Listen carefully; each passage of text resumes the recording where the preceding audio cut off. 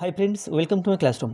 বন্ধুরা, এই ভিডিওতে ক্লাস 8 রায়মার্টিন প্রশ্নবিচিত্রা 2025 এর অঙ্কের থার্ড সেমিটিভ ইভ্যালুয়েশনের যে 1 নম্বর স্কুল আছে Alipurduar MC William high school HS এর 8 দাগ থেকে পরপর সমস্ত অঙ্কগুলো করব। এটা হলো এর পার্ট 2 ভিডিও। পার্ট 1 ভিডিওতে 1 থেকে 7 দাগ পর্যন্ত সমস্ত অঙ্কগুলো করেছি। তোমরা দেখে না থাকলে অবশ্যই দেখো সেই ভিডিও। এই ভিডিও ডেসক্রিপশন বক্সে তার লিঙ্ক দেওয়া আছে, তোমরা চাইলে সেখান থেকে ভিডিওটি দেখতে পারো। আর শুরুতে বলবো, আমার চ্যানেলে প্রথম হয়ে থাকলে অবশ্যই চ্যানেলটি সাবস্ক্রাইব করবে এবং ভিডিওটি অবশ্যই তোমার বন্ধুদের সাথে শেয়ার করবে। তো এখানে 8-এর 1 দাগে আছে, গোপালপুর গ্রামের আশ্রয় শিবিরে আশ্রয় প্রার্থীদের জন্য 20 দিনের খাবার মজুদ ছিল। 7 দিন পরে আরও 100 জন আশ্রয় প্রার্থী সেই শিবিরে আশ্রয় নিল। 11 দিনের মাথায় সব খাবার শেষ হয়ে যায়। প্রথমে কতজন আশ্রয় প্রার্থী ছিল? তো এখানে প্রথম 20 দিনের খাবার মজুদ ছিল, 7 দিন পরে আর সময় আছে 13 দিন। তাহলে যে খাবার আছে সেই খাবার 13 দিন চলতো, কিন্তু 100 জন আশ্রয় প্রার্থী আবার চলে এলো। তাহলে 100 জন আশ্রয় প্রার্থীর 11 দিনের মাথায় সব খাবার শেষ হয়ে গেল। প্রত্যেক আশ্রয় প্রার্থী, আচ্ছা, তাহলে 100 জন আশ্রয় প্রার্থী সেই শিবিরে আশ্রয় নিলে 11 দিনের মাথায় সব খাবার শেষ হয়ে যায়। তাহলে প্রথমে কতজন আশ্রয় প্রার্থী ছিল? তাহলে প্রথমে কতজন আশ্রয় প্রার্থী ছিল সেটা বের করতে হবে। তো প্রথমে আমরা লিখে নেব যে গণিতের ভাষায় সমস্যাটি হলো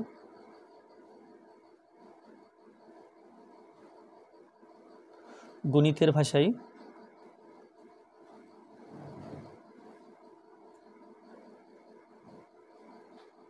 সমস্যাটি হলো, তো প্রথম আশ্রয় প্রার্থীর সংখ্যা, আশ্রয় প্রার্থীর সংখ্যা যেটা কিনা জন দিয়ে লিখব, আর এখানে সময় অর্থাৎ খাবার কতদিন চলবে সেই সময়টা এখানে দিন দিয়ে লিখব।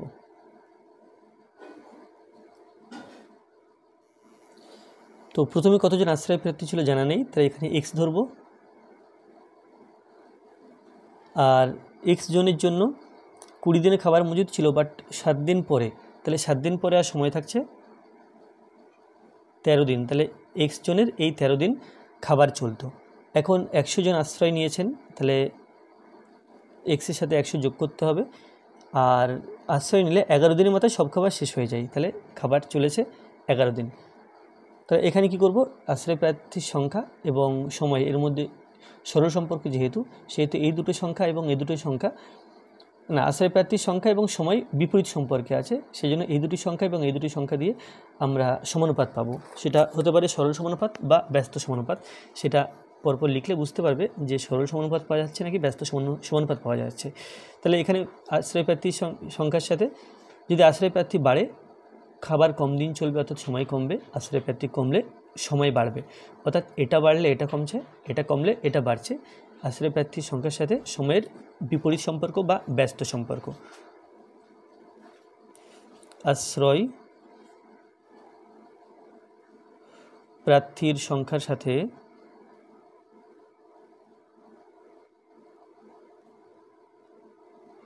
সময়ের ব্যস্ত সম্পর্ক, ব্যস্ত সম্পর্ক মানে বিপরীত সম্পর্ক। তো এখানে এই দুটো সংখ্যার অনুপাত আর এই দুটি সংখ্যার অনুপাতকে ব্যস্ত অনুপাতে নিতে হবে। তাহলে সুতরাং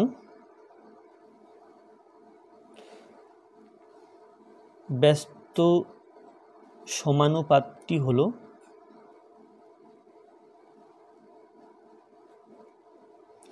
তাহলে এই দুটি সংখ্যার অনুপাত x + x+100 সমানুপাতি। এই দুটি সংখ্যার অনুপাত উল্টো করে নেব, অর্থাৎ প্রথমে 11 নেব, তারপরে 13 নেব। 11:13। তাহলে ইস্টু না লিখে আমরা বাই দিয়ে লিখতে পারি, x/x+100 ইজ ইকুয়াল টু 11/13। এবার বজ্রগুণ করব, তাহলে বজ্রগুণ করলে 13 দিয়ে x গুণ 13x, 11 দিয়ে x গুণ 11x, প্লাস 11 দিয়ে 100কে গুণ করলে এখানে পাবো আমরা 1100, বা 13x - 11x সমান 1100। এখান থেকে পাই 3x সমান 1100, বা x সমান 1100, তাকে 3 দিয়ে ভাগ করতে হবে। আচ্ছা, এই বিয়োগটা ভুল হয়েছে, এখানে 2x হবে,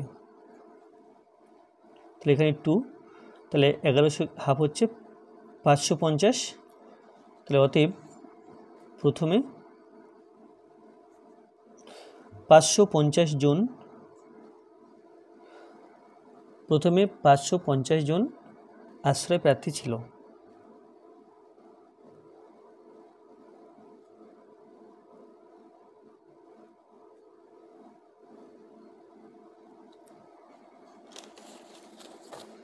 এরপরে 8-এর 2,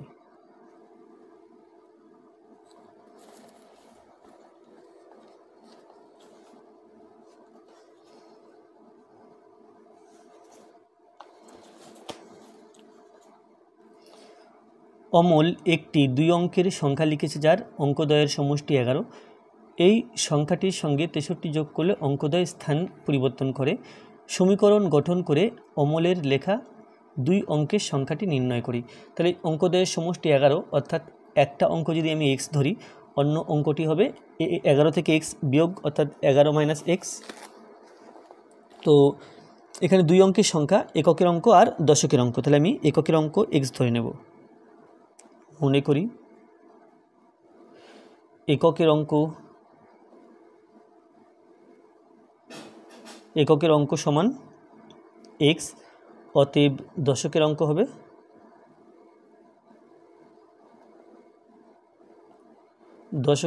সমান 11 মাইনাস এক্স। এটা হলো, অতএব সংখ্যাটি আমরা পাই এককের অঙ্কের সাথে 1 গুণ আর দশকের অঙ্কের সাথে 10 গুণ করে যোগ করব। তাহলে এককের অঙ্ক ইন্টু 1 প্লাস দশকের অঙ্ক ইন্টু 10, তাহলে সংখ্যাটা এই পেলাম। এখন অঙ্কদ্বয় স্থান বিনিময় করলে এর জায়গাতে x হবে আর x এর জায়গাতে 11 মাইনাস এক্স হবে, তাহলে সংখ্যাটা পাবো। তাহলে অঙ্কদ্বয় স্থান বিনিময় করলে সংখ্যাটা কি হয় সেটা দেখে নিই। অঙ্কদ্বয় স্থান বিনিময় করলে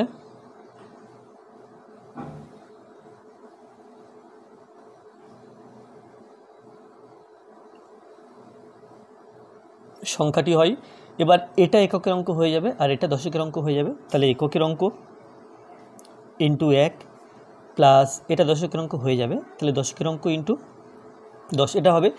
তাহলে এখানে বলা আছে যে সংখ্যা 63 যোগ করলে তবে অঙ্কদ্বয়ের স্থান বিনিময় করবে, অর্থাৎ এই যে প্রথম সংখ্যাটা আছে এর সাথে যদি 63 যোগ করা হয় তাহলে এই সংখ্যাটা আসবে, অর্থাৎ এই সংখ্যাটা এর চেয়ে 63 বেশি। তাই এর থেকে যদি তাই কী করে, এর থেকে যদি এটা বিয়োগ করি তাহলে আমাদের 63 পাওয়ার কথা, আর সেটা যদি না করি তাহলে আমরা লিখতে পারবো এইটা সমান এই অঙ্কটা, এই সংখ্যাটা প্লাস 63।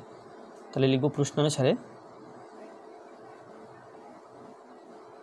আমরা চাইলে এখান থেকে গুণটাও করে নিতে পারি, যেমন x plus 10 into 11 minus x, গুণটা করে নিলাম। এখানে গুণটা না করলেও চলতো, আবার করে নিলেও ঠিক আছে। তো এখানে হবে 11 মাইনাস এক্স, তার সাথে 1-এর গুণ, তাহলে 1 গুণ করে দিয়েছি, প্লাস 10x। এই যে, তাহলে এই সংখ্যাটা এর চেয়ে 63 বেশি, তাহলে এটা সমান লিখব দিস যোগ 63। তো 11 মাইনাস এক্স প্লাস 10x, এটা সমান এই ছোট সংখ্যাটা x plus 10 into 11 minus x plus 63। তাহলে কী করব, এটা সমীকরণ গঠন হয়ে গেল। এবারে সমাধান করে x এর মান বের করতে হবে। তাহলে এখানে পেলাম 11 minus x plus 10x equals to x plus 10 এবং 11 গুণ করলে 110, প্লাসে মাইনাসে মাইনাস 10 এবং x গুণ করলে 10x হয়ে গেল প্লাস 63। তো এখানে পাচ্ছি 11 আর মাইনাস এক্স প্লাস 10 হয়ে গেল প্লাস 9x।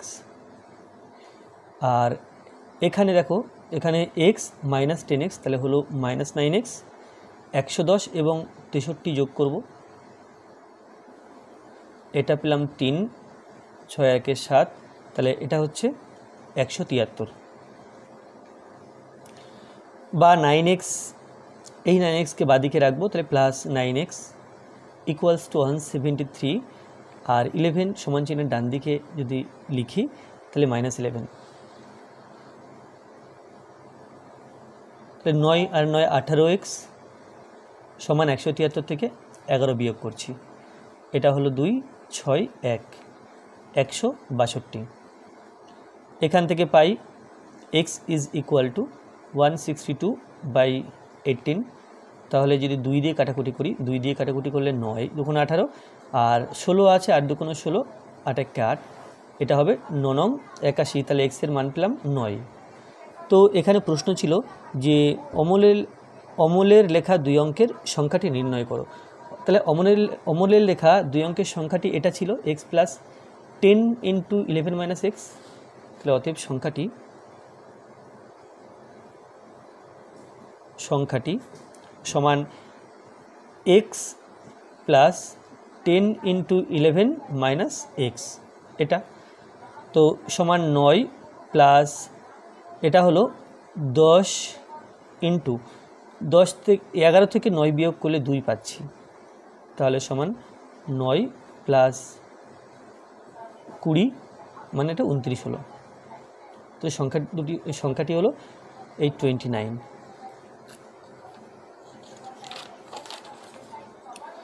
এরপরে 9-এর 1। একটি গ্রামে 36 জন লোক প্রতিদিন 6 ঘন্টা কাজ করে 12 দিনে 120 মিটার রাস্তা তৈরি করতে পারেন। আরও 6 জন লোক কাজটির সঙ্গে যুক্ত হলো। এখন দৈনিক কাজের পরিমাণ আরও 2 ঘন্টা বাড়ানো হলো। এখন 9 দিনে কত দৈর্ঘ্যের রাস্তা তৈরি করা যাবে তা ত্রৈরাশিক পদ্ধতিতে নির্ণয় করি। তাহলে এখানে কি আছে চলরাশি দেখতে হবে। এখানে প্রথমে লোক সংখ্যা আছে, ঘন্টা আছে, দৈনিক কাজের পরিমাণ আছে, আর সময় দিনে আছে এবং রাস্তার পরিমাণ আছে। তাহলে এখানে লিখে নেব চলরাশিগুলি। তো লিখব কি, গণিতের ভাষায় সমস্যাটি হলো, গণিতের ভাষায়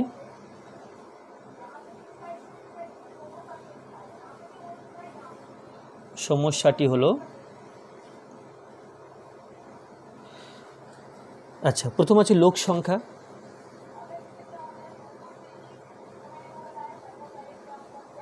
লোক সংখ্যা অবশ্যই জন দিয়ে। তারপরে আছে 6 ঘন্টা প্রতিদিন, তাহলে দৈনিক কাজের পরিমাণ, দৈনিক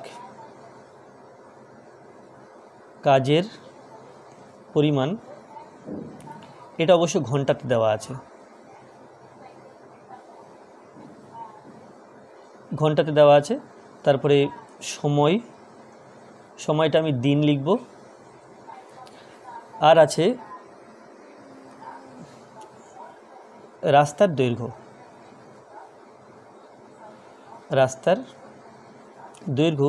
রাস্তার দৈর্ঘ্যটা মিটারে বলা আছে। তো প্রথম 36 জন লোক দৈনিক 6 ঘন্টা করে কাজ করে, 12 দিনে 120 মিটার রাস্তা তৈরি করে। তারপরে লেখা আছে আরও 6 জন লোক কাজটির সঙ্গে যুক্ত হলো। তাহলে 36 প্লাস 6 সমান 42 জন লোক, এবং দৈনিক কাজের পরিমাণ আরও 2 ঘন্টা বাড়ানো হলো। তাহলে 6 ঘন্টা করে কাজ করছিলেন আর 2 ঘন্টা বাড়িয়ে দেওয়া হলো, তাহলে 8 ঘন্টা করে কাজ করছেন। আর এখন 9 দিনে, সময় এখন আছে 9 দিন, তাহলে কত রাস্তা তৈরি হবে, আমাদের রাস্তার পরিমাণ বের করতে হবে। তাহলে কি করব, তাহলে এই রাস্তার দৈর্ঘ্যের সাথে লোক সংখ্যা, দৈনিক কাজের পরিমাণ এবং সময় এর সম্পর্ক বুঝে নিয়ে এই যে 36, 42, 6, 8 এবং 9, 12 এই সংখ্যাগুলো দিয়ে আমরা 3খানা আলাদা আলাদা ভগ্নাংশ পাবো। সেই ভগ্নাংশ দিয়ে 120কে গুণ করলে আমরা কিন্তু রাস্তার দৈর্ঘ্য বের করতে পারবো। তাহলে রাস্তার দৈর্ঘ্যের সাথে লোক সংখ্যা, দৈনিক কাজের পরিমাণ এবং সময়ের সম্পর্ক বুঝে নিয়ে ভগ্নাংশগুলো তৈরি করতে হবে। তাহলে প্রথমে রাস্তার দৈর্ঘ্যের সঙ্গে লোক সংখ্যার সম্পর্ক দেখি। রাস্তার দৈর্ঘ্যের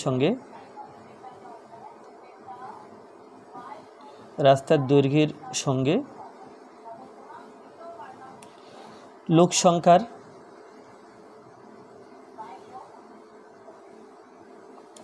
আচ্ছা, যদি লোক সংখ্যা বেড়ে যায় বেশি রাস্তা তৈরি হবে, বেশি দৈর্ঘ্যের রাস্তা, আর লোক সংখ্যা কমে গেলে কম দৈর্ঘ্যের রাস্তা তৈরি হবে। অর্থাৎ এটা বাড়লে এটা কমছে, এটা কমলে এটা বাড়লে এটা বাড়ছে, এটা কমলে এটা কমছে, অর্থাৎ সরল সম্পর্ক। তো রাস্তার দৈর্ঘ্যের সঙ্গে লোক সংখ্যার সরল সম্পর্ক, তাহলে যেহেতু সরল সম্পর্ক তাহলে আমরা ভগ্নাংশ একটা পাবো, যেটা ভগ্নাংশ পাবো, সুতরাং ভগ্নাংশটি হলো দেখো এখানে লোক সংখ্যা বেড়ে গেছে, 36 থেকে 42 হয়েছে, তাহলে ভগ্নাংশটা একের চেয়ে বড় হবে, অর্থাৎ 42 উপরে আর 36 নিচে। এবার রাস্তার দৈর্ঘ্যের সাথে দৈনিক কাজের পরিমাণের সম্পর্ক খুঁজবো। তাহলে দৈনিক 6 ঘন্টা করে কাজ করলে যে দৈর্ঘ্যে রাস্তা তৈরি হবে, 8 ঘন্টা করে কাজ করলে অর্থাৎ কাজের পরিমাণ বাড়িয়ে দিলে রাস্তার দৈর্ঘ্য বাড়বে। তাহলে এটা বাড়লে এটা বাড়ছে, এটা কমলে এটা কমছে, অর্থাৎ সরল সম্পর্ক। রাস্তার দৈর্ঘ্যের সঙ্গে কাজের পরিমাণে দৈনিক কাজের পরিমাণের সরল সম্পর্ক। রাস্তার দৈর্ঘ্যের সঙ্গে দৈর্ঘ্যের সাথে দৈনিক কাজের পরিমাণের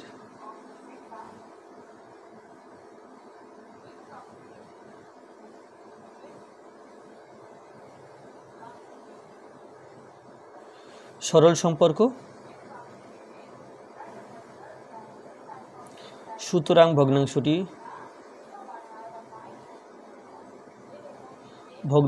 হলো, আচ্ছা তাহলে দৈনিক কাজের পরিমাণ 6 থেকে 8 হয়েছে, তাহলে রাস্তার দৈর্ঘ্য বাড়বে, সুতরাং ভগ্নাংশটা একের চেয়ে বড় হবে, অর্থাৎ 6/8 হবে না, বরং 8/6 হবে, 8/6। এবার রাস্তার দৈর্ঘ্যের সঙ্গে সময়ের, দেখো সময় যদি বেড়ে যায়, অর্থাৎ সময় বেড়ে গেলে রাস্তার দৈর্ঘ্য, বেশি দৈর্ঘ্যের রাস্তা তৈরি হবে, কম সময়ে কাজ করলে কম দৈর্ঘ্যের রাস্তা তৈরি হবে। তাহলে সময়ের সঙ্গে রাস্তার দৈর্ঘ্যের বা রাস্তার দৈর্ঘ্যের সাথে সময়ের সরল সম্পর্ক। আবার রাস্তার দৈর্ঘ্যের সঙ্গে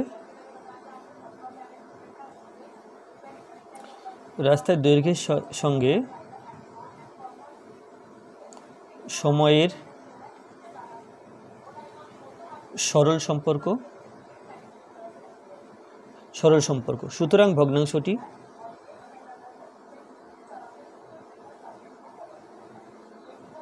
ভগ্নাংশটি হলো, এখানে কি হলো, এখানে সময় আগে 12 দিন ছিল, এখন 9 দিন, তাহলে 12 দিনে বেশি দৈর্ঘ্যের রাস্তা তৈরি হচ্ছিল, 9 দিনে কম দৈর্ঘ্যের রাস্তা তৈরি হবে, তাহলে ভগ্নাংশটা একের চেয়ে ছোটো হবে, অর্থাৎ 12/9 হবে, 12/9। তাহলে এবার রাস্তার দৈর্ঘ্য বের করতে হবে, অতএব নির্ণেয় রাস্তার দৈর্ঘ্য, আমরা 3টে ভগ্নাংশ পেয়ে গেছি, এটা আর এটা, এই 3টে ভগ্নাংশ 120-র সঙ্গে গুণ করলে আমরা রাস্তার দৈর্ঘ্য পাবো। তাহলে নির্ণেয় রাস্তার দৈর্ঘ্য সমান, প্রথমে আছে 120, তার সাথে গুণ করব 42/36, তার সাথে গুণ করব 8/6, আর এখানে 12/9। এই হলো, এখানে যেহেতু রাস্তার দৈর্ঘ্য, এখানে অবশ্যই লিখব মিটার। তাহলে 6 দুগুণ 12, এটা 2 পেলাম, এটা হলো 18 দুগুণ 36, 18 পেলাম। আবার 6 দিয়ে যদি কাটাকুটি করি, 6 দুগুণ 12 আর 3 6 18, 3 এবং 14, 3 14 42, নিচে আছে কেবল 9, তাহলে এখানে, আচ্ছা এখানে 12/9 আছে, এই 9টা কাটা যাচ্ছে না, আমি এই ভগ্নাংশে গণ্ডগোল করেছি, এখানে সময় কমে গেছে, তাহলে ভগ্নাংশটা এক অপেক্ষা কম হবে, ছোট হবে, তাহলে এটা হবে 9/12, এবার মিলে যাবে। তো এটা আমি পুনরায় লিখি, সমান 120 ইন্টু 42/36 ইন্টু 8/6 ইন্টু 9/120, 9/12 মিটার। তাহলে 12 10কে 120, আর 3 দিয়ে কাটাকুটি করলে 3 দুগুণ 6, 3 3 9, 3 12 36, 3 12 36। আচ্ছা এখনও 4 দিয়ে কাটতে পারবো, 4 দুগুণ 8, 3 4 12, 3 পেলাম, 3 14 42, 14 পেলাম, নিচে কেন কাটতে 2 আছে, এই 2 2 কেটে দিলাম, 14 এবং 10 গুণ করলে 140 মিটার। তাহলে 140 মিটার দৈর্ঘ্যের রাস্তা তৈরি করতে পারবে। এখানে ছিল 9 দিনে কত দৈর্ঘ্যের রাস্তা তৈরি করা যাবে, তাহলে এখানে 140 মিটার দীর্ঘ রাস্তা তৈরি করা যাবে। নেক্সট আছে 2 দাগ, এবছর একটি উচ্চ মাধ্যমিক বিদ্যালয়ের পরীক্ষার্থীদের 85% বাংলায়, 70% অঙ্কে এবং 65% উভয় বিষয়ে A+ পেয়েছে। পরীক্ষার্থীর সংখ্যা 120 জন হলে 20 জন, তবে কতজন পরীক্ষার্থী উভয় বিষয়ে A+ পেয়েছে এটা বের করতে হবে। কতজন পরীক্ষার্থী উভয় বিষয়ে A+ পেয়েছে? শুধু বাংলায় A+ পেয়েছে কতজন, শুধু অঙ্কে A+ পেয়েছে কতজন, উভয় বিষয়ে A+ পায়নি কতজন বের করতে হবে। তাহলে প্রথমে দেখো, প্রথমে উভয় বিষয়ে A+ পেয়েছে, আচ্ছা উভয় বিষয়ে পেয়েছে 65% A+। তাহলে মোট এই যে 120 এর 65% বের করলে আমরা উভয় বিষয়ে কতজন A+ পেয়েছে সেটা পেয়ে যাব।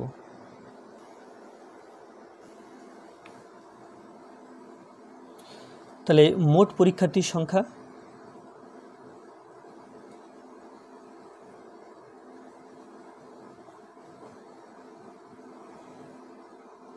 সমান 120 জন। তাহলে অতএব উভয় বিষয়ে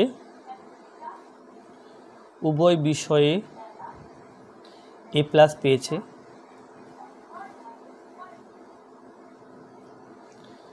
120 জনের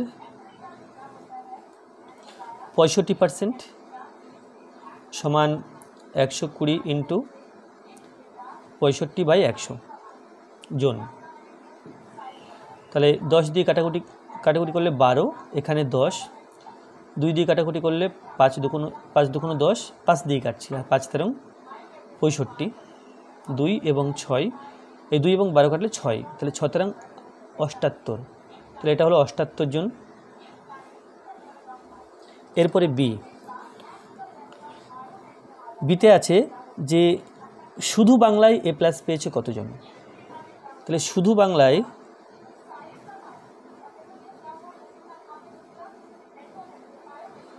বাংলায় A+ পেয়েছে সমান, দেখো বাংলায় A+ পেয়েছে 85% আর উভয় বিষয়ে A+ পেয়েছে 65%। তাহলে এই 85 থেকে 65% বিয়োগ করব, কারণ কি? কারণ হলো এই যে বাংলায় 85% A+ পেয়েছে, তার মধ্যে কিন্তু অঙ্কে A+ পাওয়া স্টুডেন্টও আছে। সুতরাং তাহলে উভয় বিষয়ে যেহেতু 65, তাহলে এই 85-র মধ্যে 65 সংখ্যাটাও আছে। সেই জন্য কী করব, 85% থেকে 65% বিয়োগ করলে আমরা শুধু বাংলা, এর মধ্যে অঙ্ক নেই, শুধু বাংলায় A+ পেয়েছে কতজন সেটা আমরা পেয়ে যাব। তাহলে 85 থেকে 65% বিয়োগ করলে এটা 20% হলো। তাহলে 120 এর 20% কত বের করতে হবে? 120 জনের 20% সমান 120 × 20/100 জন। যদি কাটাকুটি করা যায় 20 দিয়ে, 6 20 120, 5 20 100, আর এটা হচ্ছে 4 5 20, তাহলে 4 ছক 24, এখানে পেলাম 24 জন। এরপরে সিতে আছে শুধু অঙ্কে A+ পেয়েছে কতজন। তাহলে শুধু অঙ্কে A+ পেয়েছে কত পার্সেন্ট সেটা আগে বের করে নেব। শুধু অঙ্কে A+ পেয়েছে, তাহলে অঙ্কে বলা ছিল 70%, তার থেকে উভয় বিষয়ে যে 65% পেয়েছে এটা বিয়োগ করব। বিয়োগ করলে আমরা পাচ্ছি 5%। তাহলে 120 এর 5% বের করতে হবে কত? 120 জনের 5% সমান 120 × 5/100 জন। তাহলে এটা কাটছি 20 দিয়ে, 6 20 120, 5 20 100, 5 আর 5 কেটে গেল, তাহলে সমান 6 জন। এবার আমাকে বের করতে হবে যে উভয় বিষয়ে A+ পায়নি কতজন। তাহলে মোট A+ পাওয়া ছাত্রছাত্রীর সংখ্যা বের করে নেব, এক বিষয়ে হোক বা দুই বিষয়ে হোক। তাহলে এখানে শুধু প্রথমে হচ্ছে বাংলায়, শুধু বাংলায় A+ পেয়েছে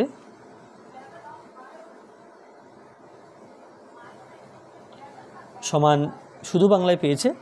আচ্ছা, বাংলায় ছিল 85%, তো তার থেকে 65% বিয়োগ করে নেব, তাহলে শুধু বাংলায় হবে, এটা হলো 20%। তারপরে শুধু অঙ্কে A+ পেয়েছে, সমান অঙ্কে ছিল 70%, তার থেকে 65% বিয়োগ করব, এটা পেলাম 5%। তারপরে উভয়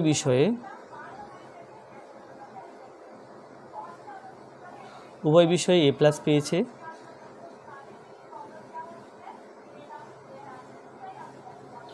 সমান 65% আছে, এখান থেকে কিছু বিয়োগ হবে না, তাহলে মোট A+ পাওয়া স্টুডেন্ট এখান থেকে বের করে নেব।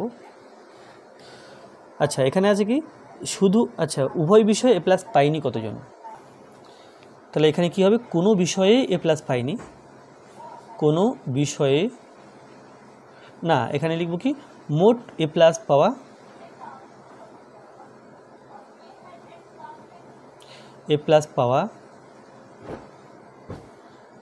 মোট A+ পাওয়া পরীক্ষার্থীর সংখ্যা।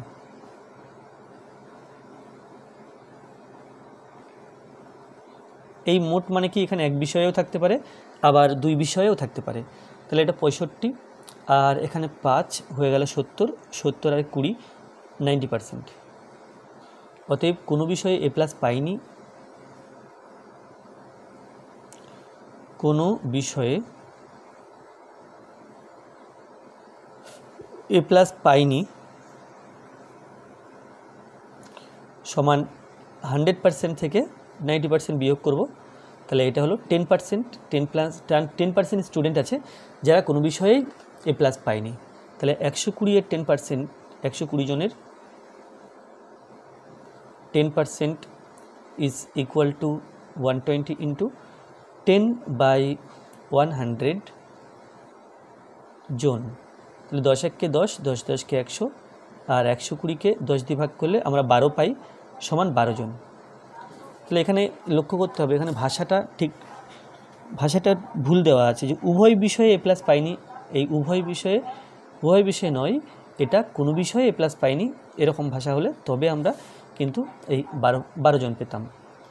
আর যদি এখানে বলা আছে উভয় বিষয়ে A+ পাইনি, তাহলে কি করতে হতো, তাহলে যেহেতু 65% উভয় বিষয়ে A+ পেয়েছে, 100 থেকে 65 বিয়োগ করলে 35% পাই, এই 120-এর 35% বের করতে হতো। তো যাই হোক, এখানে উত্তরেও এই 12ই দেওয়া আছে, এখানে 12 বেরিয়েছে, 12 দেওয়া আছে উত্তরে, তাহলে কি হলো, তাহলে 120 জনের মধ্যে ওই 12 জন এরা কিন্তু কোনো বিষয়ে A+ পায়নি।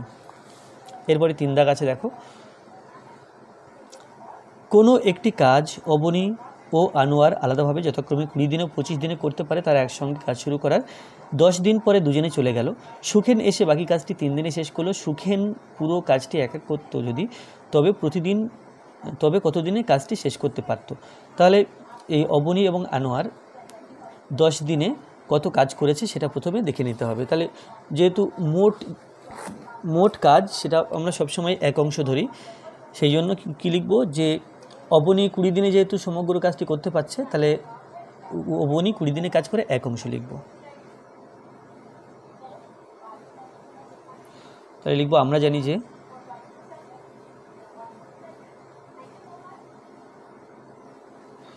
মোট কাজ সমান এক অংশ। তাহলে কি হবে, তাহলে অবনী 20 দিনে কাজ করে এক অংশ,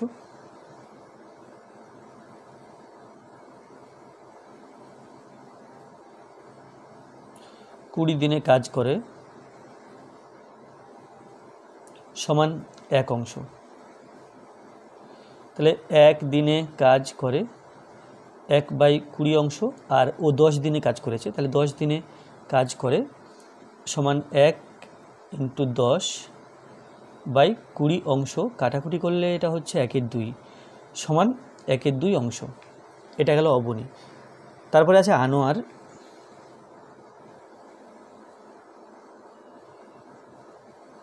আনোয়ার 25 দিনে কাজ করে 25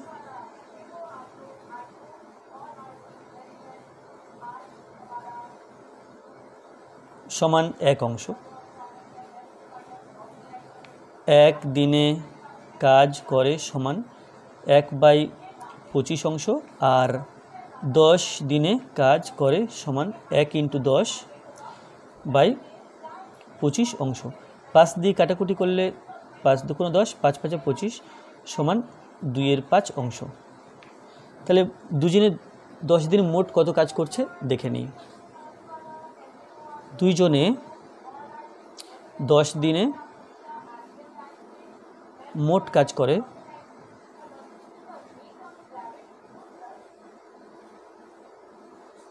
তাহলে অবনী করছিল 1/2 অংশ, আর এখানে আনোয়ার করছিল 2/5 অংশ। তাহলে এই দুটো অংশ যোগ করতে হবে।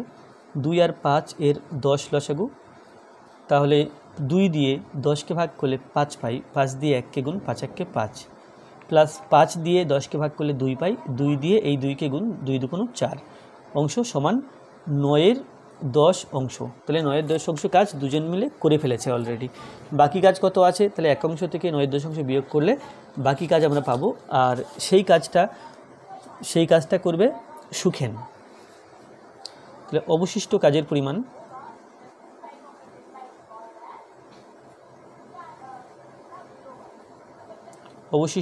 পরিমাণ সমান 1 - 9/10 অংশ। তাহলে এখানে মুখোমুখি করা যাবে যে 10 ভাগের মধ্যে 9 ভাগ কাজ করা হয়ে গেল, তাহলে আর বাকি থাকবে 1 ভাগ কাজ, তাহলে এটা 1/10 অংশ। তাহলে বিয়োগটা আমরা মুখোমুখি এভাবে করতে পারি। তাহলে 1/10 অংশ কাজ এখনও বাকি আছে, আর এই কাজটা করবে সুখেন।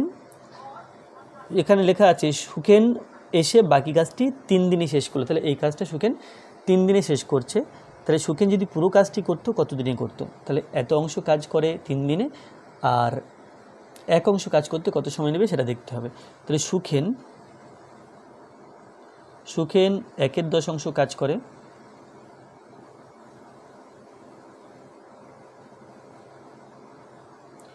সমান 3 দিনে।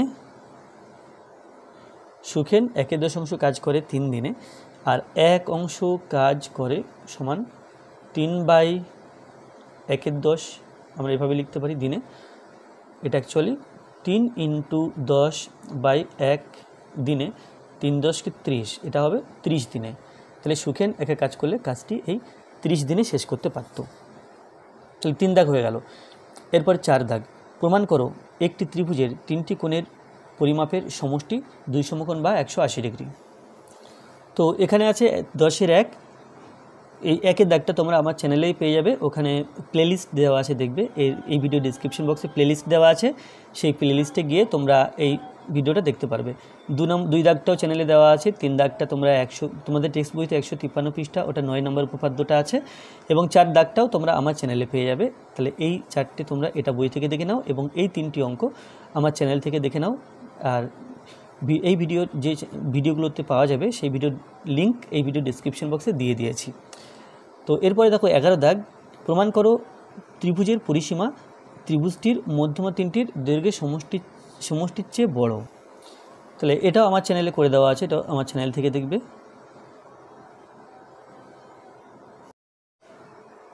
2 দাগে আছে এবিসি ত্রিভুজের এডি মধ্যমা বি ও সি বিন্দু থেকে এডি বাহুর ক্ষুদ্রতম দূরত্ব বিপি ও সিকিউ, প্রমাণ করো বিপি সমান সিকিউ।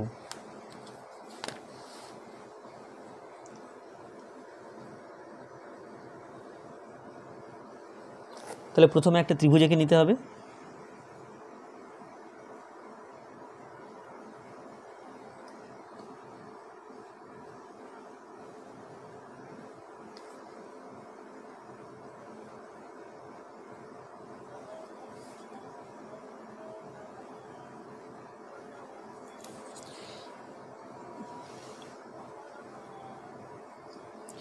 এবিসি ত্রিভুজ, এখন বিসি বাহুর মধ্যবিন্দু এইখানে, এটা বিসি বাহুর মধ্যবিন্দু ডি। তো এডি মধ্যমা নিলাম। বি বিন্দু থেকে এডি মধ্যমার উপর লম্ব টানতে হবে।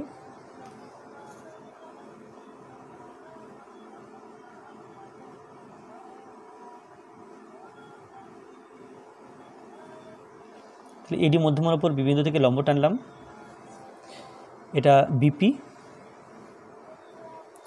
আর সি বিন্দু থেকে এডি মধ্যমার উপর লম্ব টানতে হবে। তাহলে এখান থেকে তো লম্ব টানা যাবে না, একে বাড়িয়ে দিতে হবে। এডি মধ্যমাকে বাড়িয়ে দিলে সেই বর্ধিত এডি এর উপরে লম্ব টানা যাবে। তাহলে বাড়িয়ে দিলাম। এখন বি বিন্দু থেকে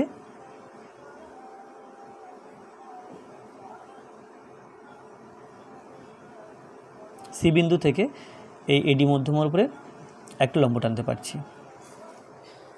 তো এটা হচ্ছে সিকিউ। এখন প্রমাণ করতে হবে এই বিপি আর সিকিউ পরপর সমান। তাহলে যে তথ্যগুলো দেওয়া আছে সেগুলো প্রদত্ত বলে লিখব। প্রদত্ত তাহলে দেওয়া আছে কি এবিসি ত্রিভুজের এডি মধ্যমা, এবিসি ত্রিভুজের এডি মধ্যমা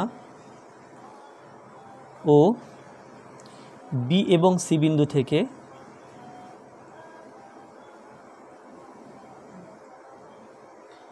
এডি মধ্যমার উপর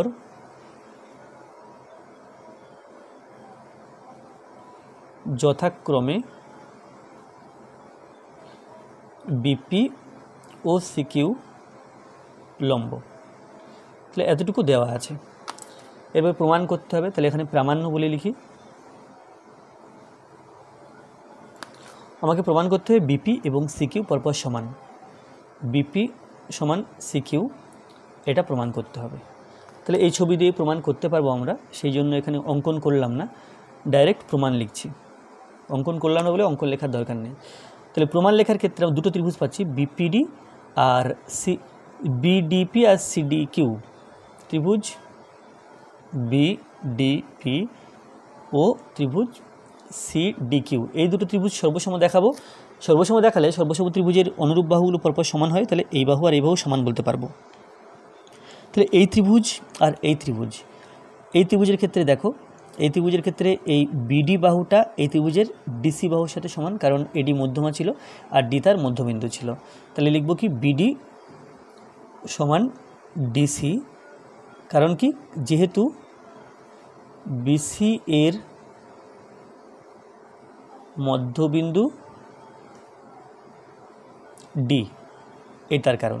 তাহলে একটা সমান বললাম, এই কোণটা আর এই কোণটা সমান, এরা বিপ্রতীপ কোণ। এই কোণের নাম বিডিপি, কোণ বিডিপি সমান বিপ্রতীপ কোণ, বিপ্রতীপ কোণ সিডিকিউ, সিডিকিউ। তাহলে একটা বাহু সমান হলো এক জোড়া কোণ সমান হলো, এক জোড়া বাহু এক জোড়া কোণ সমান হলো। আচ্ছা, আর বলা যায় যে এই কোণটা 90 ডিগ্রি কারণ লম্ব টানা হয়েছে, এই কোণটা 90 ডিগ্রি কারণ এটা ক্ষুদ্রতম দূরত্ব মানে লম্ব। তাহলে বি বিন্দু থেকে এডি মধ্যমার ক্ষুদ্রতম দূরত্ব বা দূরত্ব, আর সি বিন্দু থেকে এডি মধ্যমার এটা ক্ষুদ্রতম দূরত্ব বা দূরত্ব, এটা হলো বিপি আর এটা হলো সিকিউ। তাহলে এই দূরত্ব দুটো সমান প্রমাণ করতে হবে। তো যেহেতু এটা লম্ব দূরত্ব হয়, সেই জন্য এই কোণটা 90 ডিগ্রি আর এই কোণটা 90 ডিগ্রি, এর নাম বিপিডি, কোণ বিপিডি, কোণ বিপিডি সমান কোণ সিকিউডি। কেন সমান লিখলাম? কারণ এরা প্রত্যেকে 90 ডিগ্রি করে। তাহলে এই দুটো ত্রিভুজের তিনখানা পার্ট পরস্পর সমান হয়েছে। তাহলে অতএব লিখতে পারবো, অতএব ত্রিভুজ বিডিপি সর্বসম ত্রিভুজ সিডিকিউ, বিডিপি সমান সিডিকিউ। তাহলে এই ত্রিভুজটা আর এই ত্রিভুজটা সর্বসম। তাহলে সর্বসম যখন আমরা অনুরূপ বাহুগুলো সমান বলতে পারবো, অর্থাৎ বিপি সমান সিকিউ বলতে পারবো। তাহলে অতএব ত্রিভুজ দুটির অনুরূপ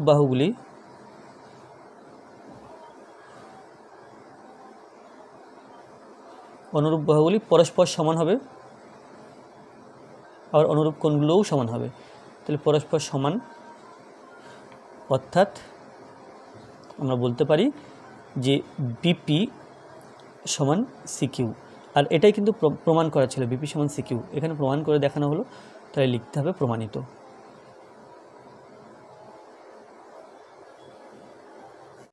আচ্ছা, এরপরে 12 এক দাগে আছে যে একটি ত্রিভুজ অঙ্কন করো যার দুটি বাহুর দৈর্ঘ্য 6 সেন্টিমিটার 7 সেন্টিমিটার এবং 7 সেন্টিমিটার দৈর্ঘ্যের বাহুর বিপরীত কোণ 60 ডিগ্রি, বাহুর মাপ কিরূপ হলে ত্রিভুজটি আঁকা সম্ভব লেখো। তাহলে আগে ত্রিভুজটা অঙ্কন করতে হবে, তারপর বাহুর মাপ কিরূপ হলে ত্রিভুজ আঁকা সম্ভব সেটা লিখতে হবে।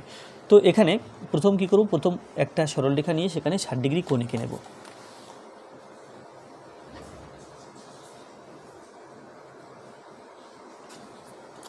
প্রথমে আচ্ছা এখানে দুটো সরলরেখা নিয়ে নিই, একটা 6 সেন্টিমিটার আর একটা 7 সেন্টিমিটার। এটা 6 সেন্টিমিটার মাপের সরলরেখা আর এটা 7 সেন্টিমিটার মাপের সরলরেখা।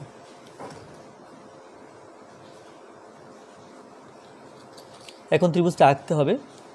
তাহলে এখানে 7 সেন্টিমিটার অপেক্ষা বড় বা 6 সেন্টিমিটার অপেক্ষা বড় একটা সরল রেখা নিয়ে নেব। তাহলে ত্রিভুজটা আমি এভাবে আঁকবো, এ বি সি। তো এখানে বি দিলাম আর এই দিকটা সি হবে, কিন্তু এখানে এই বাহুটা মাপটা নিয়ে নিই বলে এখানে এক্স দিলাম। এখন এখানে 60 ডিগ্রি কোণ আঁকতে হবে, যেহেতু 60 ডিগ্রি কোণ আঁকার কথা বলা আছে। তাহলে এই কম্পাসে যে কোনো মাপ নেব, মাপ নিয়ে এখানে একটা 60 ডিগ্রি কোণ এঁকে নেব।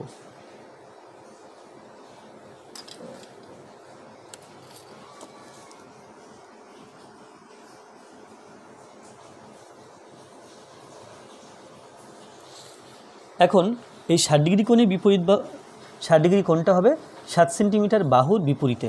তাহলে এইখানে 7 সেন্টিমিটার বাহু হবে। তাহলে 6 সেন্টিমিটার এটা, তো কম্পাস দিয়ে 6 সেন্টিমিটার মাপ নেব এখান থেকে, নিয়ে বিবিন্দুতে কম্পাস বসিয়ে এখানে কেটে নিলাম একটা অংশ, এটা নামলাম এ। এরপরে এই এ বিন্দুকে কেন্দ্র করে 7 সেন্টিমিটার মাপ নেব, নিয়ে এ বিন্দুকে কেন্দ্র করে এই বাহু থেকে একটা অংশ কেটে নেব। তাহলে এটার নাম দিলাম সি। তাহলে ত্রিভুজটা হলো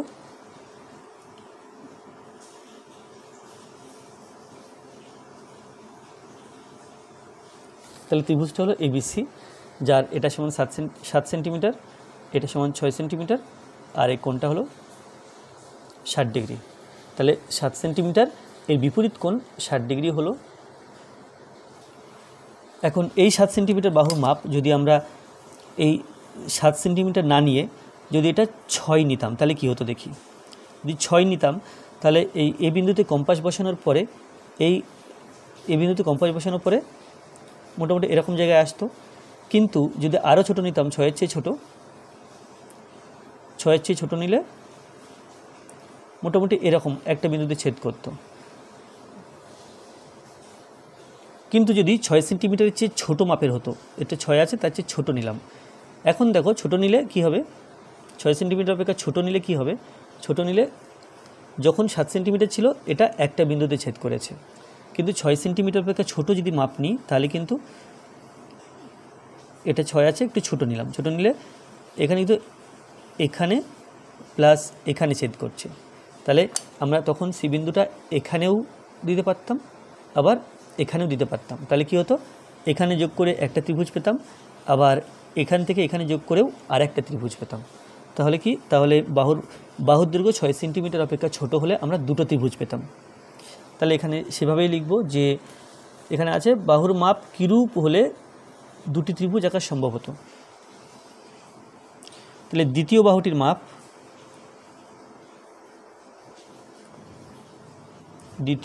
মাপ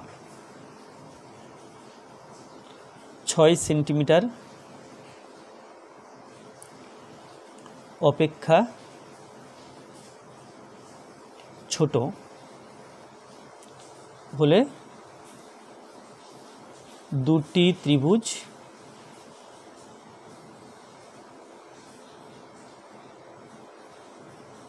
পাওয়া যেত।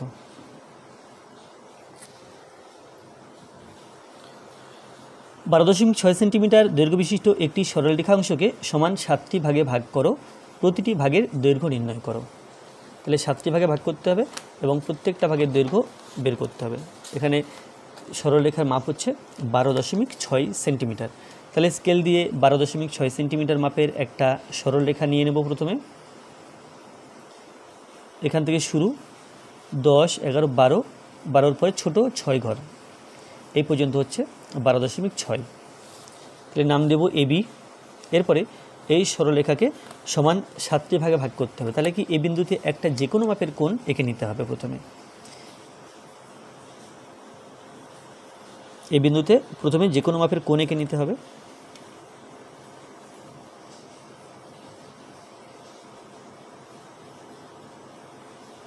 যে কোনো মাপের একটা কোণ এঁকে নিলাম, এখানে নাম দিলাম এ এক্স।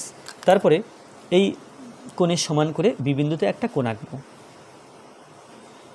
এই কোণের সমান করে বি বিন্দুতে একটা কোণ আঁকবো, অর্থাৎ এর সমান্তরাল সরলরেখা বি বিন্দুতে একটা আঁকতে চাইছি। তাহলে এবি সরলরেখার যেহেতু উল্টো দিকে হচ্ছে, তাহলে এই কোণ দুটো হচ্ছে একে অপরের একান্তর কোণ। আর একান্তর কোণের ধারক বাহু দুটো, যেটা সাধারণ বাহু নয়, বহিস্থ বাহু দুটি পরপর সমান্তরাল হয়। তো এই পেলাম।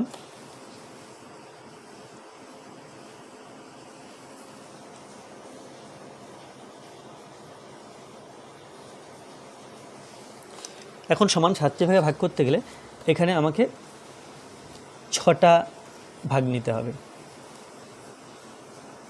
1 2 3 4 5 6, যেন ছাপিয়ে না যায়, দেখতে হবে। 1 2 3 4 5 6, এখানে 6টা ভাগ নিয়ে নিলাম। ঠিক একই মাপ নিয়ে এই যে বিওয়াই সরলরেখা পেয়েছি, এখান থেকেও 6টা খণ্ড কেটে নিতে হবে।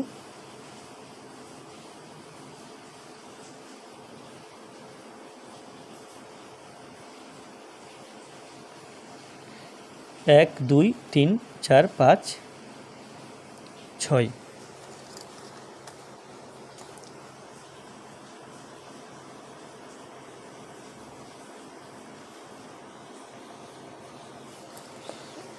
তো নাম দেব B C D E F G H I J K L M. তারপরে বিএম যুক্ত করতে হবে, সিএম, তারপরে ডি কে, তারপরে ইজে, এফ আই, তারপরে জিএইচ।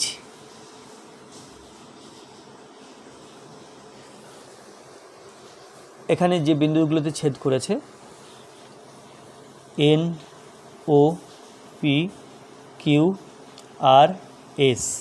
তাহলে দেখো 1 2 3 4 5 6 7, 7খানা ভাগ পেলাম। তাহলে এবি সরলরেখাটি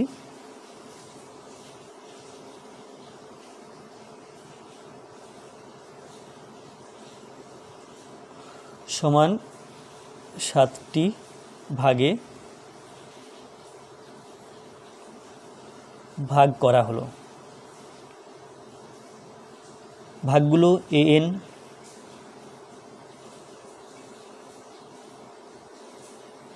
ভাগগুলি হলো AN, NO, OP, PQ, QR,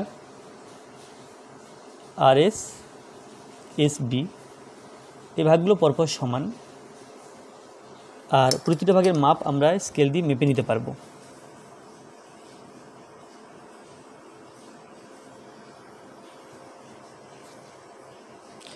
এটা 1.8 বা 9-এর কাছাকাছি আসছে। তাহলে এটা 12.6 সেন্টিমিটার মাপের বাহু নিয়েছিলাম, আর প্রত্যেকটা ভাবের মাপ আসছে 1.8 সেন্টিমিটার করে। তাহলে এটা আঁকা কমপ্লিট হলো। তো আজকের ভিডিওটি এই পর্যন্ত। ভিডিওটি ভালো লাগলে অবশ্যই লাইক করবে, কোনো প্রশ্ন থাকলে কমেন্টে জানাবে, আর আমার চ্যানেলে প্রথমে থাকলে অবশ্যই চ্যানেলটি সাবস্ক্রাইব করবে এবং ভিডিওটি অবশ্যই তোমার বন্ধুদের সাথে শেয়ার করবে। ধন্যবাদ।